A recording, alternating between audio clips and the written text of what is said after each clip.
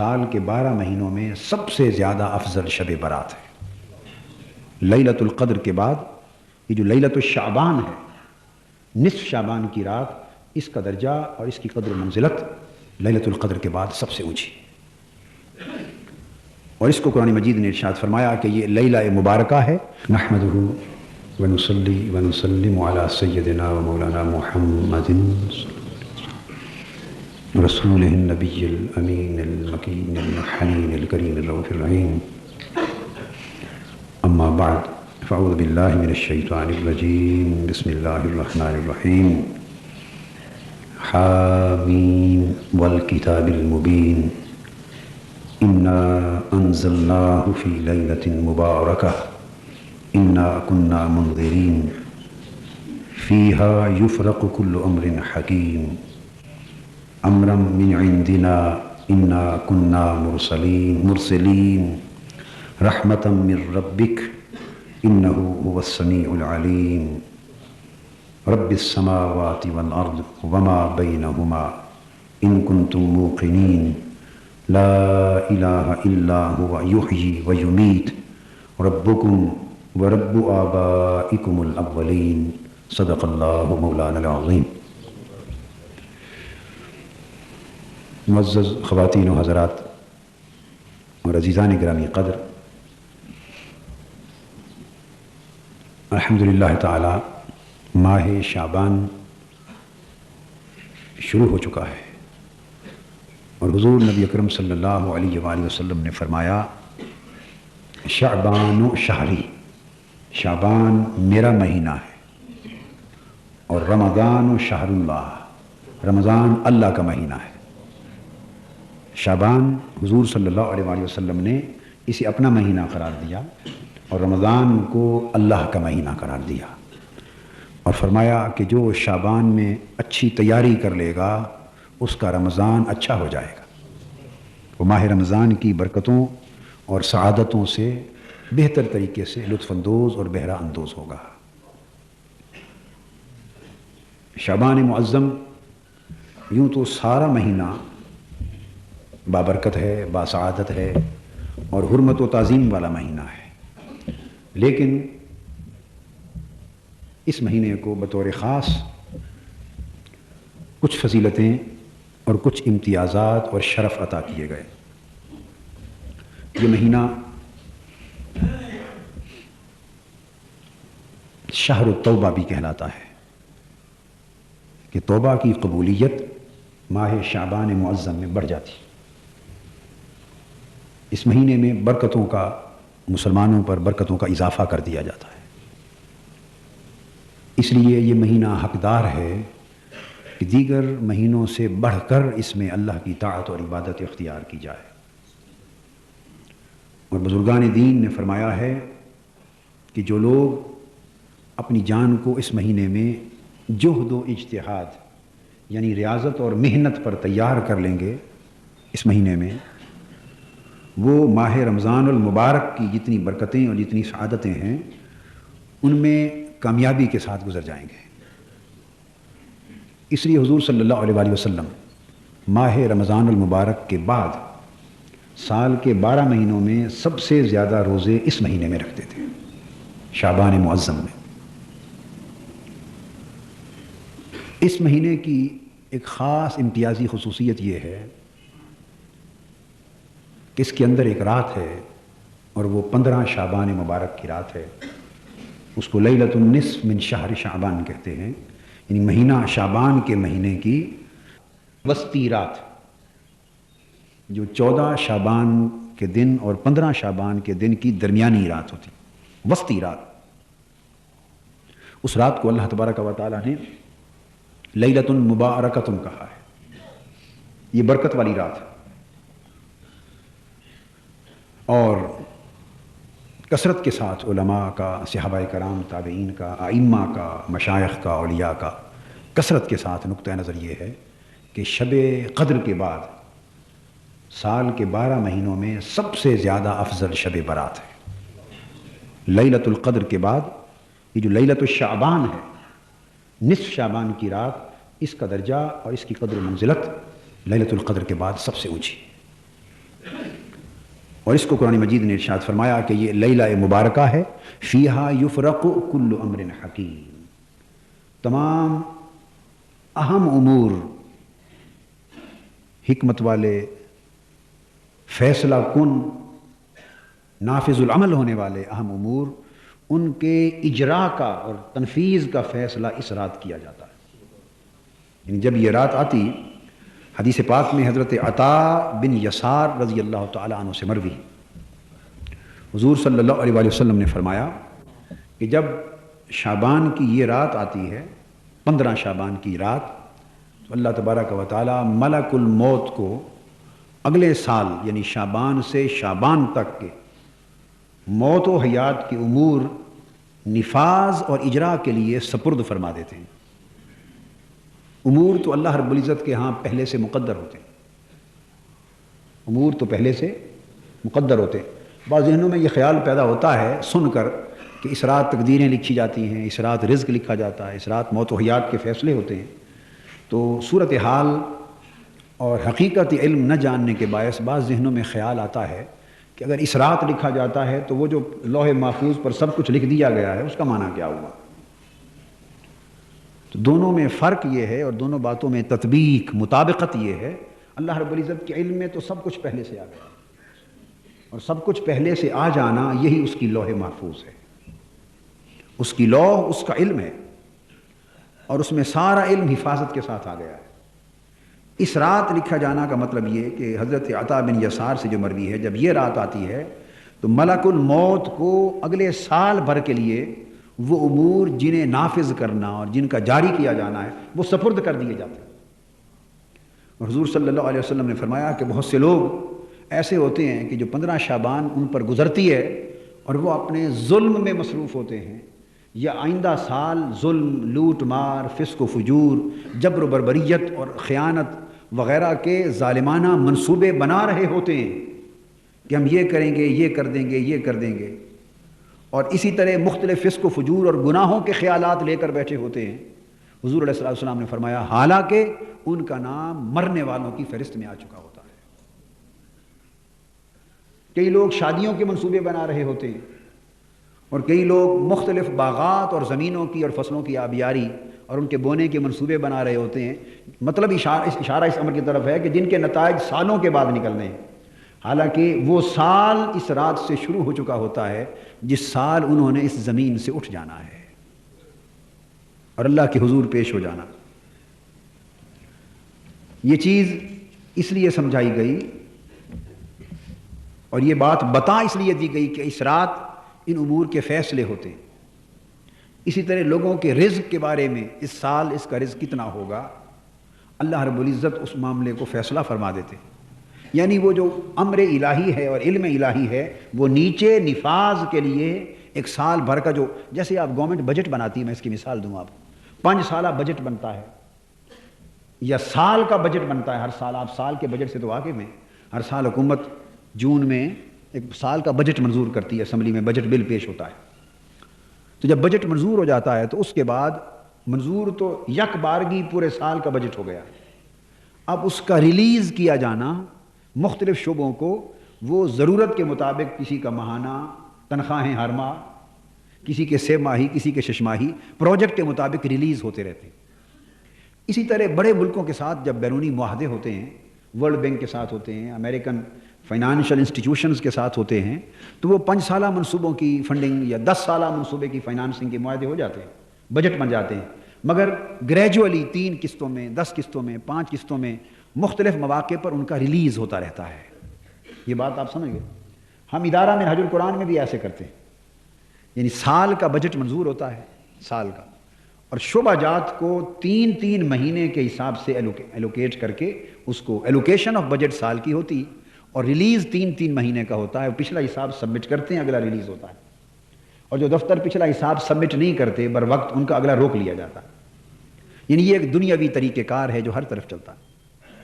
بس اللہ رب العزت کے ہاں بھی ایسا ہے کہ عمر بھر کا بجٹ ایک بار اس نے پہلے تیار کر لیا، اور وہ ہماری پیدائش سے پہلے تیار ہو چکا ہے۔ عمر بھر کا بجٹ، پیدائش سے موت تک پورا بجٹ، پوری ایلوکیشن، پورا نظام اللہ پاک نے مقرر فرما دیے ہیں، یہ علم الہی میں ہیں. اس علم الہی میں ان چیزوں کا ہونا، اسی کو لوح محفوظ پہ لکھا جانا کہتے ہیں. بعضوں کو اللہ پاک لکھ دیتے ہیں، بعض لکھے بغیر اس کے علم میں ہوتی ہے، ایک الگ مسئلہ ہے. مگر یہ بات طے شدہ ہے کہ عمر بھر کے ہمارے احوال و اعمال اور ہمارے ارزاق و آجال، ہمارے بجٹ عمر بھر کے اللہ پاک کے ہاں پہلے سے، پھر ہر سال کے حساب سے ریلیز ہوتے ہیں. ایلوکیشن پہلے ہو گئی ہے اور ریلیز پروسیس 15 شعبان کی رات کو ہوتا ہے. اس رات کی اہمیت یہ ہے کہ 15 شعبان کی رات کو اگلے شعبان تک کا بجٹ سال کا ریلیز ہو جاتا ہے. اور اس کی رحمت کا عالم یہ ہے. اب یہ بات سوال پیدا ہوتا ہے اگلا کہ جب اس نے وہی جو پہلے سے طے شدہ بجٹ ہے وہی ریلیز کرنا ہے تو یہ رات بتانے کی ضرورت کیا ہے کہ میں اس رات کو ریلیز کرتا ہوں. فیہا یفرق کل امر حکیم. اس رات یہ فیصلے کیے جاتے ہیں. موت کا معاملہ ہے تو ملک الموت کو دیا جاتا ہے، رزق کا معاملہ ہے تو ملک الارزاق کو دیا جاتا ہے. تو یہ ریلیز کرنے کی رات کیوں بیان کی ہے؟ کیونکہ طے تو پہلے سے ہو چکا. تو جب کمی بیشی نہیں ہونی تو پھر بتایا کیوں گیا کہ اس رات کو یہ ہوتا ہے. یہ فرق ہے دنیاوی حکمرانوں میں اور ساری کائنات کے حکمرانوں میں. ہمارے چونکہ ظرف چھوٹے ہیں، خزانے تھوڑے ہیں، لمیٹڈ ہیں، ہمارے بجٹ بھی لمیٹڈ ہیں، اور ہماری کوشش ہوتی ہے کہ جو محدود وسائل میں طے کیا وہ اسی کے اندر رہ کر ہو. اللہ کے وسائل محدود نہیں ہیں. اس کی نعمتیں، اس کی رحمتیں، اس کی رحمت ہر شے پر وسیع ہے. اب یہ رات اس نے ڈسکلوز کر دی، یہ راز فاش کر دیا کہ اس رات ریلیز ہوتا ہے. اس کی حکمت ترغیب و ترہیب ہے. اس کی حکمت ترغیب و ترہیب ہے. جب یہ بتا دیا کہ لوگوں آج کی رات سارے ریلیز ہو رہے ہیں، ساتھ یہ بتا دیا کہ اگر یہ تو ہے میرا طے شدہ بجٹ، مگر میں نے یہ وعدہ کر دیا ہے یمحو اللہ ما یشاء ویثبت وعندہ ام الکتاب، جہاں میں نے فیصلے پہلے سے کر دیے اور اس رات سال بھر کے تمہارے حصے زمین پر آگے سپرد کیے جانے والے ہیں. جہاں یہ دو چیزیں ذہن میں رکھو وہاں تیسری بات بھی ذہن نشین کر لو، وہ یہ کہ میں صرف لوح محفوظ والا نہیں بلکہ لوح محفوظ کا مالک ہوں. اگر کوئی اس رات سچے دل سے گڑ گڑا کے رو پڑے تو میں لکھا ہوا مٹا بھی دیتا ہوں اور نہ لکھا ہو تو لکھ بھی دیتا ہوں.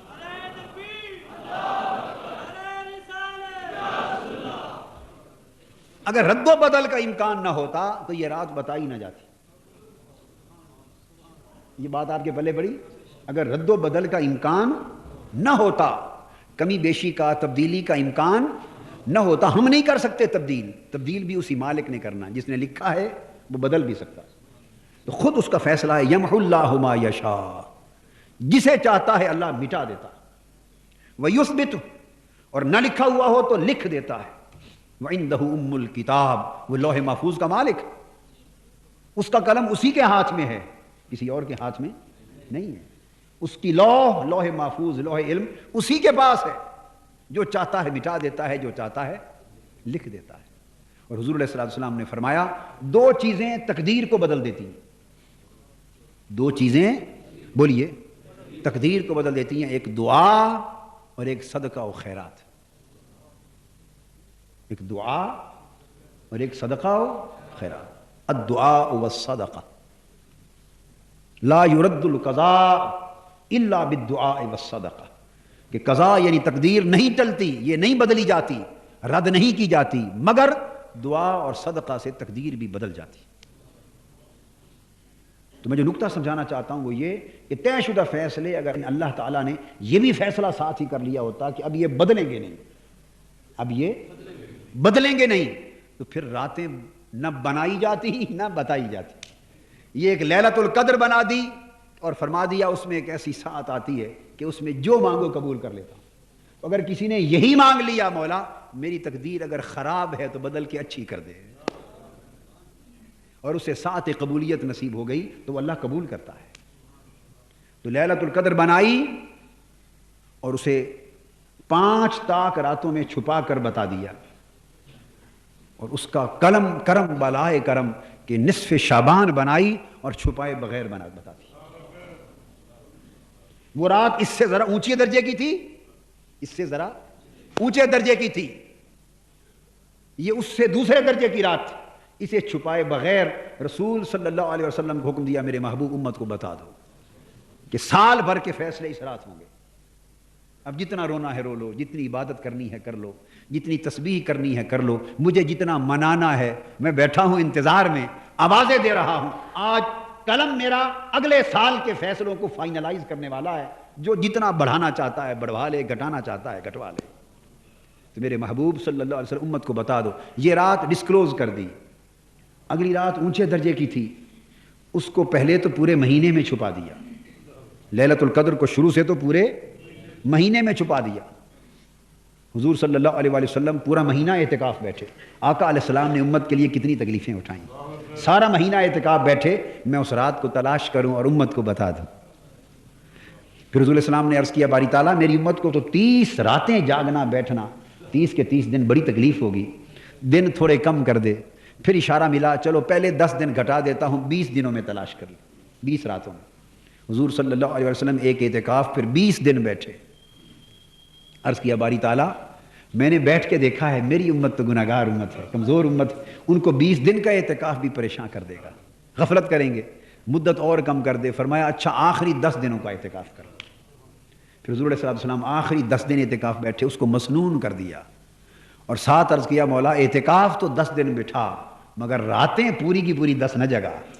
میری امت کو اعتکاف تو بیٹھا مگر راتیں 10 پوری کی پوری نہ جگا، تو ان میں اور کم کر دے، میری امت بڑی کمزور ہے. تو مولا نے فرمایا اچھا میرے محبوب اعتکاف تو 10 راتیں رہے گا، 10 دن رہے گا، مگر جاگنے کے لیے 5 راتیں کر دیتا ہوں. 5 تاک راتوں میں جاگیں اور تلاش کر لیں. اللہ پاک چاہتا تو وہ ایک رات بھی ظاہر کر دیتا، مگر اسے پتا ہے کہ جو چیز اس امت کو آسانی سے مل جائے یہ اس کی قدر نہیں کرتے. جو چیز آسانی سے مل جائے اس کی قدر نہیں کرتے.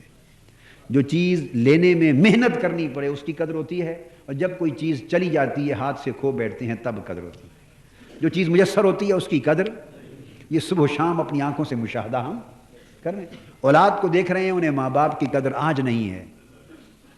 گھورتے ہیں ماں باپ کو آج بچے، بے ادبی کرتے ہیں، بولتے ہیں، نالائکی کرتے ہیں، نافرمانی کرتے ہیں. ماں باپ کے ڈانٹ ڈپٹ پر گرم ہوتے ہیں، سمجھتے ہیں ہماری بے عزتی کر دی. یہ سب ناسمجھی کی بات ہے. چونکہ ماں باپ میسر ہیں، انہیں خبر نہیں کہ یہ کتنی بڑی نعمت ہے، خبر نہیں کہ کتنی بڑی نعمت. میں کبھی کبھی کہا کرتا ہوں کہ بہت سے گوشے ہیں، بہت سے گوشے ہیں، مگر مجھ سے پوچھا کرو کہ ماں باپ کتنی بڑی نعمت ہے کہ میرے کان ترس گئے ہیں کہ کوئی دنیا میں مجھے طاہر کہہ کے بلاتا ہے، خالی طاہر کہہ کے بلاتا، کان ترستے ہیں. یہ یا باپ کہتا ہے یا ماں کہتی ہے. مگر کبھی کبھی یہ شرف طاہر کا لفظ سننے کا، حضور شیخ طریقت سیدنا طاہر علاء الدین قدوۃ الاولیاء جو حضور میرے پیر صاحب تھے، کبھی کبھی وہ کمال شفقت میں ہوتے تو طاہر کہتے تھے، ورنہ وہ بھی پروفیسر صاحب اور ڈاکٹر صاحب وغیرہ کہتے تھے. کبھی تنہائی میں بیٹھتے اور وہ کمال شفقت پدری کے رنگ میں ہوتے نا، باپ بن کے کبھی بات کرتے تو طاہر کہتے. تو میری اس آرزو کی تکمیل ہوتی. مگر ماں باپ تو ہر وقت صبح و شام کہتے، ان کے لیے تو بیٹا جتنا بڑا ہو جائے وہ بیٹا ہے. اولاد کو یہ قدر نہیں. میں جوان بچوں کو کہہ رہا ہوں اور نوجوانوں کو کہ ماں باپ کی قدر کیا کرو. جب یہ نعمت اٹھ جائے گی تمہیں اندازہ ہوگا، کیونکہ یہ اتنی بڑی نعمت ہے گھر میں بیٹھے بیٹھے کہ ان کے چہروں کو محبت اور ادب سے دیکھنے سے بھی جنت مل جاتی.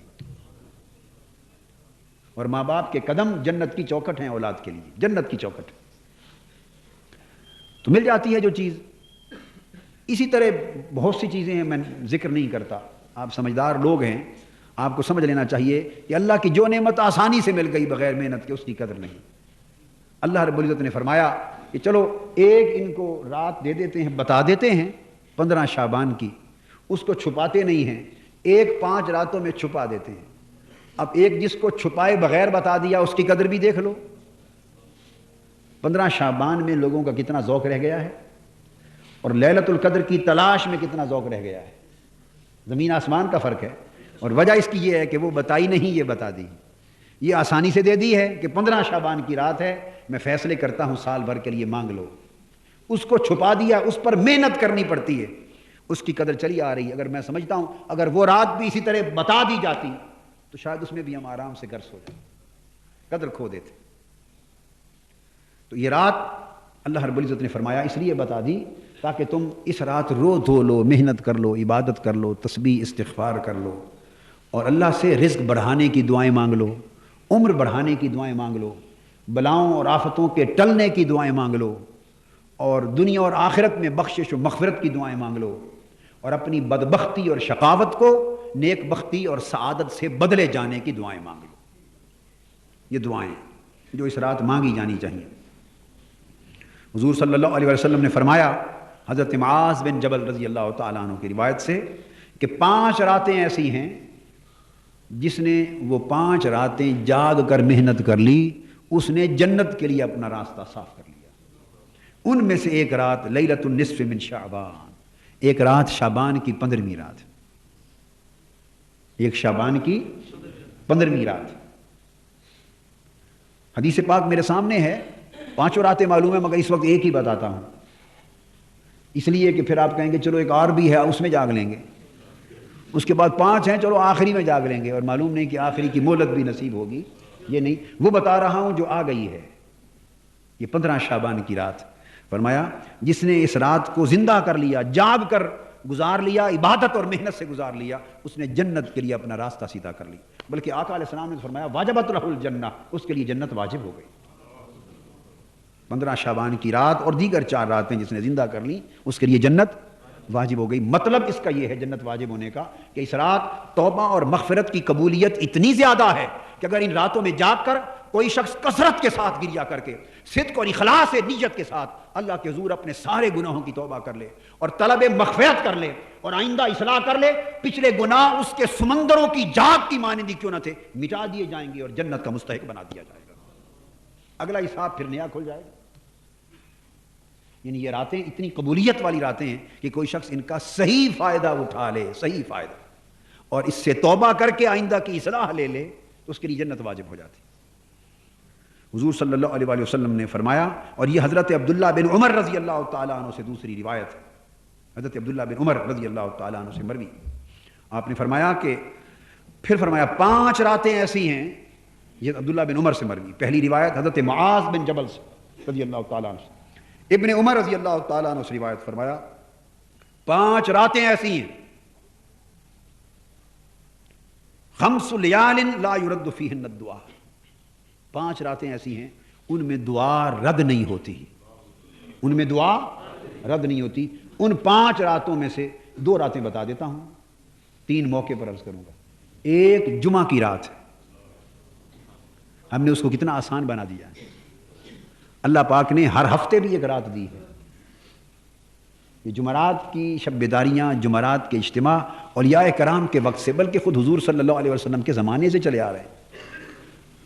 حضرت عبداللہ بن عمر جیسے صحابہ کرام کا معمول تھا کہ جمعرات کو حلقہ ذکر قائم کرتے تھے، بخاری شریف میں جمعرات کو حلقات ذکر قائم کرتے، اور صحابہ کرام کے بعد تابعین، تبع تابعین کے زمانوں سے لے کے آج تک جمعرات کو اللہ کا ذکر، اذکار، عبادت، طاعت اور استغفار کے عمل 14 صدیوں سے چلے آ رہے ہیں۔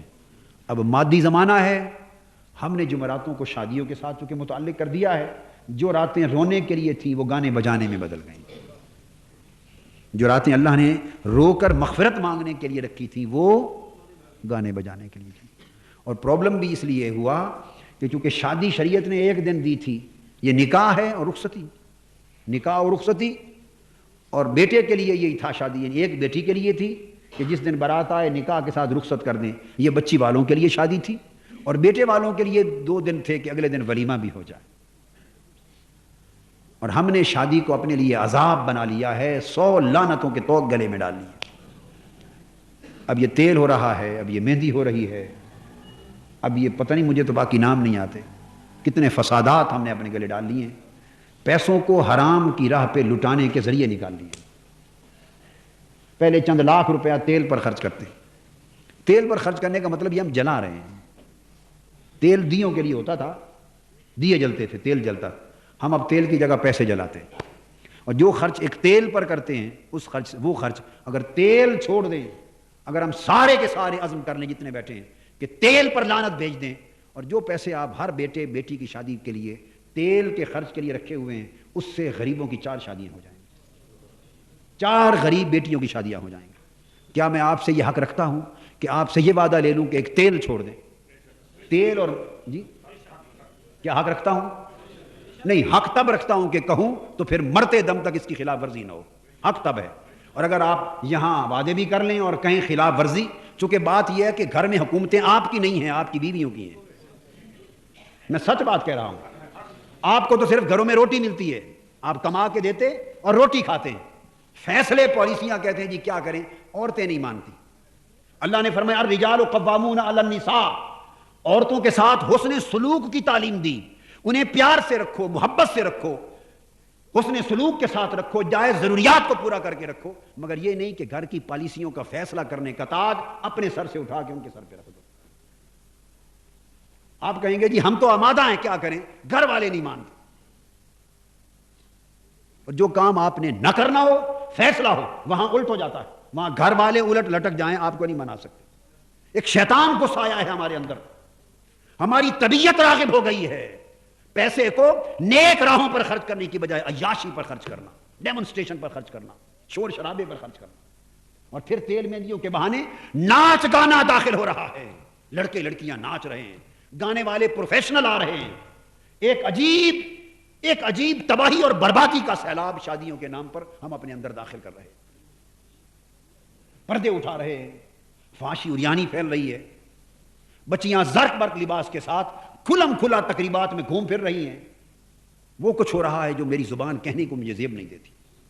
میں دیکھ نہیں سکتا، کہہ نہیں سکتا، سن نہیں سکتا. مصر جیسا ملک جو فحاشی عریانی میں ہم سے کہیں آگے نکل گیا ہے، مگر ابھی قاری صاحب بتا رہے ہیں کہ شادی کے موقع پر آج بھی ان کا رواج محفل قرات کا ہے. جو فحاشی عریانی میں آگے نکل گیا، شادی پر وہ خرچ کرتے ہیں محفل قرات پر، قرآن مجید پڑھ لیتے.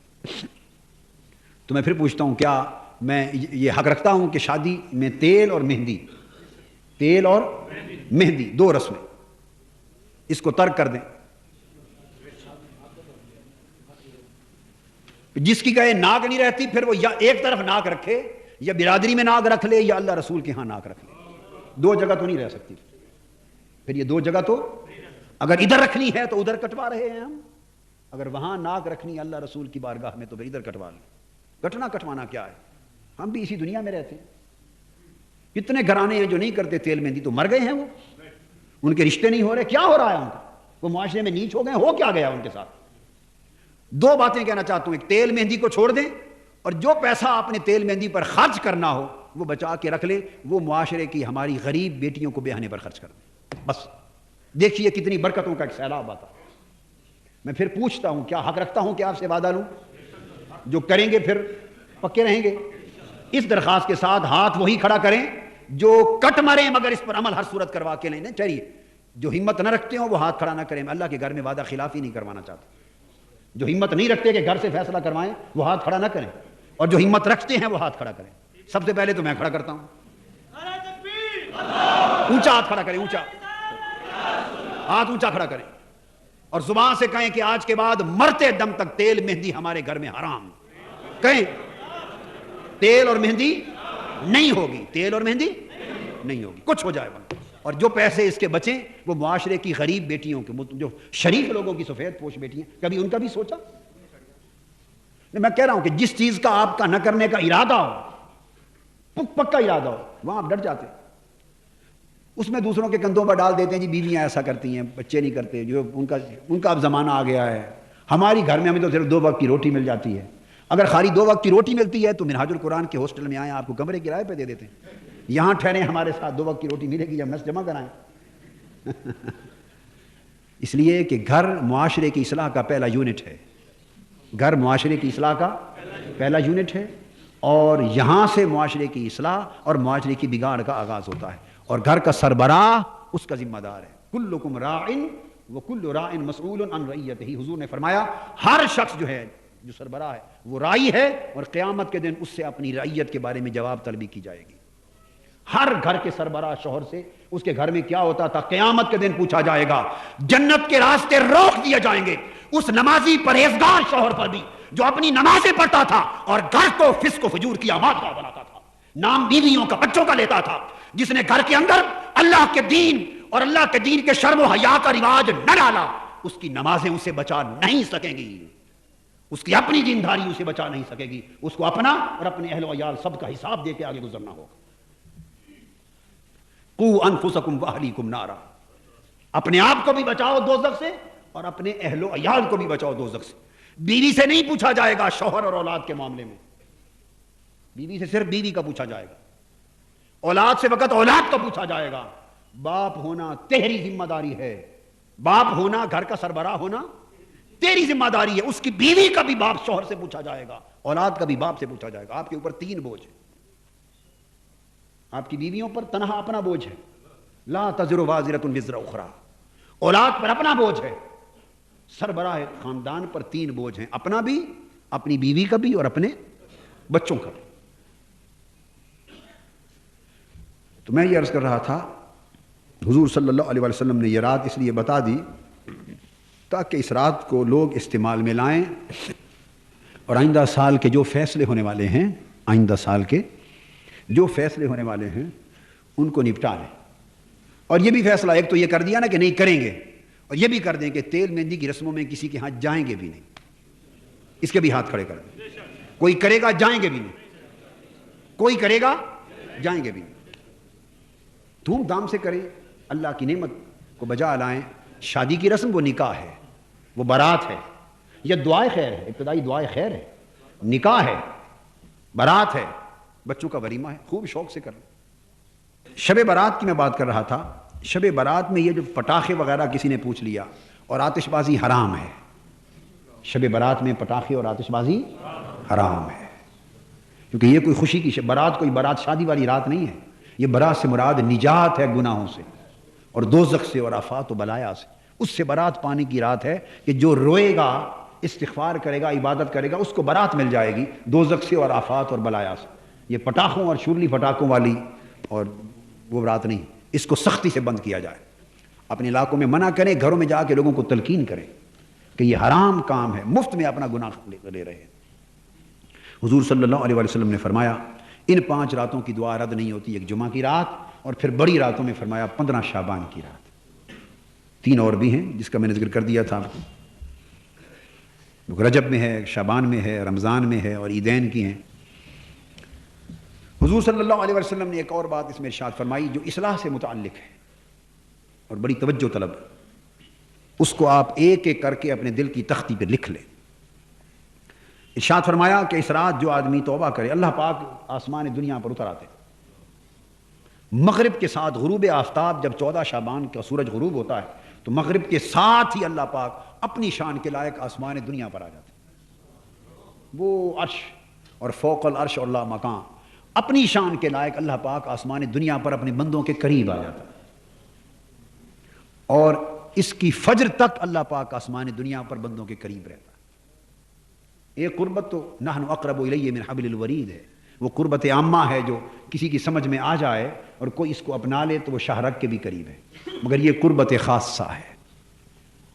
اور اللہ پاک آواز دیتے ہیں, ساری رات آواز دیتے ہیں, ہے کوئی مجھ سے مغفرت مانگنے والا تو معاف کر دوں, ہے کوئی مجھ سے رزق مانگنے والا تو رزق دے دوں, ہے کوئی مجھ سے سوال کرنے والا تو میں اس کے سوال پورے کر دوں. ساری رات بلاتا.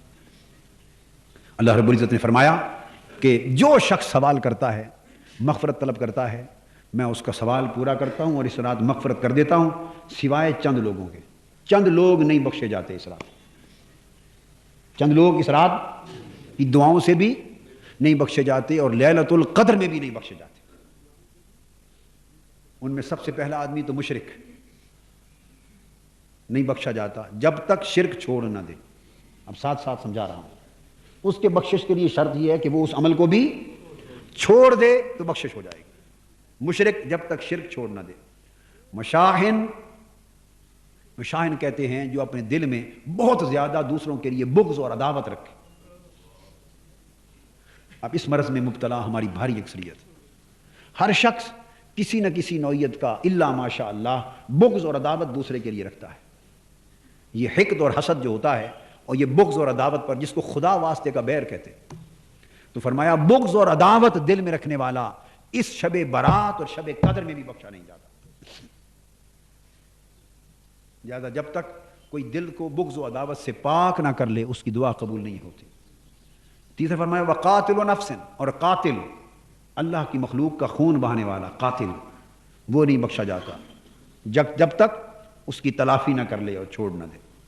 وقاطع رحم, اور خونی رشتوں کو کاٹنے والا، قطع رحمی کرنے والا، جو خونی رشتے ہیں ان سے قطع تعلق کرنے والا، یہ مرض بھی کثرت کے ساتھ پائی جاتی ہے کہ ہم لوگ قریبی خونی رشتوں کا حق ادا نہیں کرتے اور دور دور بڑی صدقہ خیرات اور قربانیاں کرتے ہیں، یعنی قریبی خونی رشتوں پر ظلم کرتے ہیں، اقتدار میں آ جائیں تو ان کو مرواتے پٹواتے بھی ہیں، وہ غربت میں پس رہے ہوں، ہم شہروں میں دھوم دھام سے خرچے کرتے ہیں، نیک نامیاں لیتے ہیں کہ بڑے سخی ہیں، اور قریبی غریب رشتہ داروں کے گھر چولہا نہیں جلاتے، اس کے گھر دانہ نہیں بھیجتے، روٹی نہیں بھیجتے، کھانا نہیں بھیجتے۔ الاقرب فالاقرب، جو جتنا قریب ہے اس کا حق بھی اتنا قریب ہے، تو قریبی خونی رشتہ دار کا حق سب سے مقدم ہے، پڑوسی سے بھی مقدم ہے، پڑوسی کا حق بھی قریبی خونی رشتہ دار کے بعد ہے، برابر نہیں، بعد میں آتا، پہلا حق قریبی رشتہ دار۔ زکوٰۃ کا پہلا حق بھی اس کا ہے، ماں باپ اور اولاد کو چھوڑ کر زکوٰۃ کے لیے پہلا حق اس کا حق ادا کریں، حسن سلوک کریں، احسان کریں، بھلائی کریں۔ تو جو شخص خونی رشتوں کو کاٹتا ہے، قطع تعلق کرتا ہے، وہ بھی نہیں بخشا جاتا۔ اور پھر فرمایا وَمُسْبِلُ الْإِزَارِ، تکبر کے ساتھ اپنے کپڑوں کو نیچے لٹکانے والا، اشارہ متکبر کی طرف ہے، کیا؟ متکبر کی طرف۔ اسبال الازار یعنی چادر، تہ بند یا کپڑے شلوار ان کو لٹکانا پہلے زمانے میں یہ تکبر کی علامت تھی۔ حضور علیہ الصلوۃ والسلام کے دور میں بڑے لوگ لمبے کپڑے رکھتے، وہ زمین پر لٹکتے تھے، حتیٰ کہ کچھ لوگ خادم ان کے پیچھے سے اٹھا کر بھی چلتے تھے، تو یہ ایک علامت تھی تکبر کی۔ تو اس طرف اشارہ ہے استعارہ کی زبان میں کہ متکبر بھی نہیں بخشا جاتا جب تک کہ تکبر سے پاک نہ ہو جائے۔ اور پھر فرمایا وشاربن، اور شرابی بھی نہیں بخشا جاتا اس رات، نہ لیلۃ القدر میں، جب تک شراب چھوڑ نہ دے۔ وقطات، اور فرمایا النمام، قطات یا نمام چغلی کرنے والا، جو پشت پیچھے غیبت کرتا اور چغلی کرتا، وہ بھی نہیں بخشا جاتا۔ غیبت کرنے والا، چغلی کرنے والا، وہ بھی، یہ چغلی کی عادت بھی عام ہے، ایک دوسرے کے کان بھرتے ہیں پشت پیچھے، کہتے ہیں نہیں میں کوئی برائی کے لیے نہیں، ویسے میں کہہ رہا ہوں، میں کوئی شکایت نہیں کر رہا، ویسے میں کہہ رہا ہوں، یہ میں چغلی نہیں کر رہا، ویسے کہہ رہا ہوں، یعنی ویسے کے لفظ میں سارا ہی رگڑ جاتے ہیں۔ ویسے یہ کرتے ہیں کہ نہیں؟ ویسے ہم سب بولیے نا، ہم سب اہل ویسے ہیں، یعنی ویسے میں سارا کر جاتے ہیں، چغلی بھی اس میں، غیبت بھی اس میں، جھوٹ بھی اس میں، ویسے میں سارا ہی رگڑ جاتا ہے۔ تو میں چغلی کرنے والا، غیبت کرنے والا بھی نہیں بخشا جاتا۔ جو ان راتوں سے، اس رات کے اندر یہ بھی اصلاح ہو گئی کہ جو اللہ کی بارگاہ میں بخشش و مغفرت چاہے، اندازہ کر لیں کہ جو قبولیت کی راتیں ہیں جس میں اللہ پاک خود بخشنے کی آوازیں دے رہے ہیں، جب ان راتوں میں بھی ان اعمال کو چھوڑے بغیر بخشش نہیں ہوتی تو باقی سال میں کہاں بخشش ہوگی؟ لہٰذا ان کی بخشش کا، ایسے گناہ گاروں کی بخشش کا ایک ہی راستہ ہے کہ وہ ساتھ پہلے ان کو چھوڑ دیں، اپنی زندگیاں ان سے پاک کر لیں، شرک سے پاک کر لیں، عداوت، بغض اور عناد اور کینہ سے پاک کر لیں، قتل و غارت گری سے پاک کر لیں، قطع رحمی سے پاک کر لیں، تکبر سے پاک کر لیں، شراب سے پاک کر لیں، اور چغلی اور غیبت سے پاک کر لیں۔ ان 7 چیزوں سے اگر انسان اپنے آپ کو پاک کر لے تو اللہ پاک نے فرمایا کہ پھر اس کی بخشش و مغفرت عام ہو جاتی۔ وقت چونکہ تھوڑا ہے، اب میں چند وظائف بھی آپ کو بتا دیتا ہوں کہ رات کی عبادت کرنی کس طریق پر ہے۔ تو میں چاہتا ہوں جو طریقہ بتا رہا ہوں معمول بنا لیں اس طریق پر رات گزارنے کا۔ اس طریق پر عام یہ ہوتا ہے کہ بس ساری رات آئے، دیر تک نعت خوانی ہوتی رہی، پھر خطابات ہوتے رہے، آخر میں کچھ نفل ہوئے اور گھروں کو چلے گئے۔ طریقہ مسنون بتا دیتا ہوں، اچھا، جو بہت سارے بزرگوں نے، اولیاء نے، صلحاء نے حضور علیہ الصلوۃ والسلام کی مبارک سنتوں سے اخذ کر کے بیان کیا۔ ایک تو اس رات کے معمولات میں آپ یہ رکھیے گا کہ قرآن مجید کی تلاوت کریں، جب آپ سب لوگ جمع ہو جائیں ابتدائی وقت اس پر صرف کروائیں، یہ منتظمین کی ذمہ داری، اور سورہ یاسین کی کم سے کم 3 مرتبہ تلاوت ہو، یہ سب کو اطلاع کر دیں، چاہے ہو سکے تو اس کا فوری ایک کاغذ چھپوا لیں، بنا لیں اور اس کی اشاعت کریں، بنا لیں، آپ مجھ سے کنفرم کروا لیں، سورہ یاسین کی 3 بار تلاوت کریں۔ اس کے بعد سورہ دخان، یہ جو میں نے ابھی تلاوت کی پہلی آیت ہے یہ سورہ دخان کی، اس میں اس شب برات لیلہ مبارکہ کا ذکر ہے۔ میں نے پہلی 8 آیتیں تلاوت کی، پہلی آیتیں تلاوت کی، تو بہتر ہے کہ کم سے کم 3 بار اس سورہ دخان کی تلاوت کی جائے، سورہ یاسین کی اور پھر سورہ دخان کی 3 بار تلاوت کی جائے۔ اور بزرگوں میں سے بعضوں نے یہ بھی فرمایا کہ اگر پوری سورت کوئی تلاوت نہ کر سکے تو اس کی یہ پہلی 8 آیتیں کم سے کم 30 بار ان کی تلاوت کی جائے، یہ جو 8 آیتیں میں نے پڑھی الاولین تک، حامیم سے لے کر الاولین تک 8 آیتیں، 30 بار ان کی تلاوت کر لی جائے یا پوری سورت 3 بار پڑھ لی جائے۔ اس کے بعد تیسرا پھر وقت لگائیں ایسا کم سے کم 100 بار، اور اگر کچھ لوگوں کے پاس الگ معمول ہو تو زیادہ 1000 بار بھی کر سکتے ہیں۔ دعائے حضرت یونس علیہ السلام اس رات کے لیے بڑی مجرب ہے، لا الہ الا انت سبحانک انی کنت من الظالمین، لا الہ الا انت سبحانک انی کنت من الظالمین۔ ایک تسبیح تو کم سے کم اس کی رکھ لیں، اگر کوئی زیادہ بھی پڑھنے کی فرصت ملے تو برکت ہے۔ اسی طرح ایک تسبیح استغفار کی، استغفر اللہ العظیم الذی لا الہ الا هو الحی القیوم واتوب الیہ، ایک تسبیح اس کی۔ میں یہ دہرا رہا ہوں کلمات اس لیے تاکہ آپ کیسٹس بھی لے کر گھروں میں ان کو سن کے بار بار الفاظ کو درست کر سکیں۔ استغفر اللہ العظیم الذی لا الہ الا هو الحی القیوم واتوب الیہ، ایک تسبیح اس کی۔ اور ایک تسبیح کم سے کم درود پاک کی۔ درود پاک مختصر، اللہم صلی علی سیدنا و مولانا محمد وعلی آلہ وصحبہ وبارک وسلم، یہ درود پاک کی تسبیح ایک پڑھ لیں۔ اور اس کے بعد اس رات ضرور کرائیں صلاۃ التسبیح، جیسے لیلۃ القدر میں ہم 27ویں کی رات کراتے ہیں، تو یہاں پھر پہلے ان اوراد اور وظائف کا وقت ملے، پھر صلاۃ التسبیح ہو، صلاۃ التسبیح۔ صلاۃ التسبیح کے ساتھ کچھ وقت مزید نوافل کا الگ بھی دے دیا جائے، 4 نفل تو صلاۃ التسبیح میں ہو جائیں گے، باقی 8 نفل اور پڑھ لیں، چلو قیام اللیل کے ضمن میں بھی شامل ہو جائیں، جیسے تہجد کے لیے قیام اللیل کے لیے 8 نوافل سنت ہے تو وہ بھی موقع الگ دے دیں، تو کم سے کم 8 نوافل اور پڑھ لیے جائیں قیام اللیل کی نیت سے، جو تہجد کی نماز کا بدل بنے۔ جو پچھلی رات تھوڑی دیر سو کر اٹھ کے پڑھ سکیں تو 8 نفل اس وقت پڑھ لیں، اور جو ساری رات جاگیں تو وہ رات میں نصف شب بھی پڑھ لیں۔ اور اس کے بعد پھر حلقہ ذکر کریں کچھ دیر، اس کے بعد حلقہ ذکر کریں، حضور علیہ السلام کی نعت شریف کی محفل بھی کریں، اور آخر پہ حلقہ ذکر کریں، نوافل کے بعد نعت شریف کی محفل کریں اور حلقہ ذکر کریں، تاکہ اس طرح تمام برکتوں کے ساتھ اس رات کو معمور کر لیا جائے۔ اور ایک دعا آپ کو بتا دیتا ہوں، مختصر ہے، جو کثرت کے ساتھ اس رات نوافل کے دوران بھی پڑھتے رہیں، ہر 2 نفل پڑھیں تو دعا کر لیں، پھر اگلے 2 نفلوں کے بعد دعا کریں، صلاۃ و تسبیح کے بعد بھی پڑھیں، قیام اللیل کے بعد بھی پڑھیں، اور چاہیں تو تسبیح بھی اس دعا کی کر لیں۔ وہ دعا حضور صلی اللہ علیہ وسلم نے ام المومنین حضرت عائشہ صدیقہ رضی اللہ تعالیٰ عنہا کو تلقین فرمائی تھی لیلۃ القدر کے لیے، اور بزرگوں نے چونکہ بڑی لیلۃ القدر کی خاص دعا ہے تو لیلۃ الشعبان کے لیے بھی اس کو مقرر کیا، جس میں فرمایا اللہم انک عفو کریم تحب العفو فاعف عنی۔ مختصر تو اس طرح بھی پڑھ سکتے ہیں اللہم انک عفو، یہ حدیث پاک سے ثابت ہے، حضور علیہ السلام کی تلقین فرمائی گئی دعا ہے، کہیے اللہم انک عفو تحب العفو فاعف عنی فاعف عنی فاعف عنی، بس ایک ہی بار کہنا ہے اللہم انک عفو تحب العفو فاعف عنی۔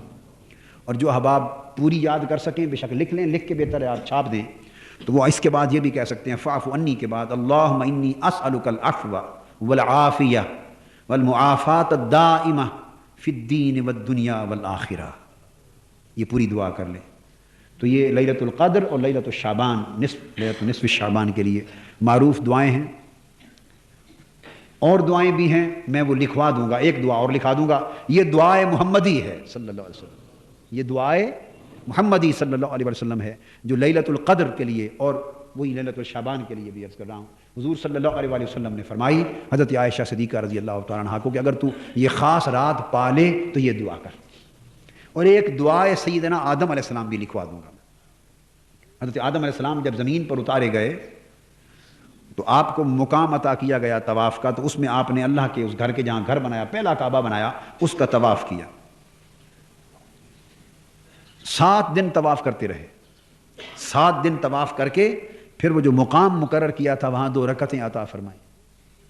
2 رکعتیں ادا کرنے کے بعد اللہ رب العزت نے ان کو کچھ کلمات دعا تلقین فرمائے تھے، اس موقع پر آپ نے ایک دعا کی قبولیت توبہ کے لیے، تو سیدنا آدم علیہ السلام نے دعا کی اور گویا وہ تاریخ انسانی کی اور تاریخ انبیاء کی پہلی دعاؤں میں سے ایک ہے۔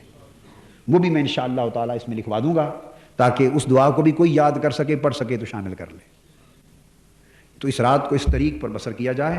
اللہ تبارک و تعالی ہمارے احوال کی اور اعمال کی اصلاح فرمائے، اور حضور صلی اللہ علیہ وسلم کے طفیل ہمارے اوپر لطف و کرم کرے، اور وہ اپنی اصلاح کے جو بنیادی اصول بیان کیے اس رات کی توبہ کے ساتھ ان کو روح بعمل لایا جائے۔ وما علینا الا البلاغ۔